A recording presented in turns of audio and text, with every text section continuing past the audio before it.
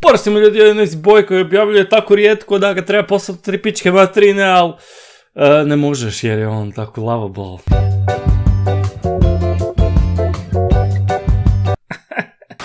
Fakat rijetko objavljujem i ja sam kriv, mislim jesam, ali nisam. Radim na nečemu šta nije povezano s YouTubeom, ali je povezano sa mojim životom i vas za to realno jako boli kurac, tako da ne znam uopće zašto vam to pričam.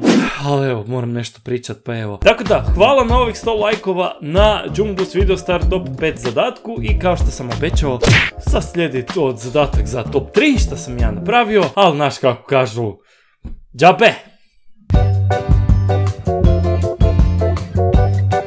Zadatak je bio između ostalog da napravimo njemi film i ja sam napravio njemi film. Kako to izgledalo? Pogledajmo zajedno sada.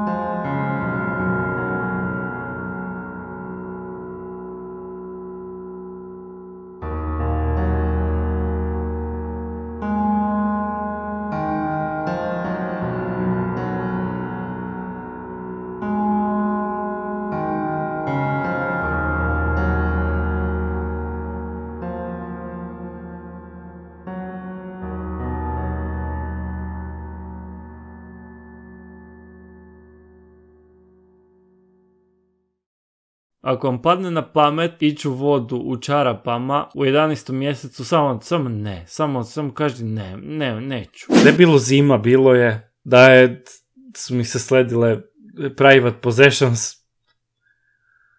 Sledile.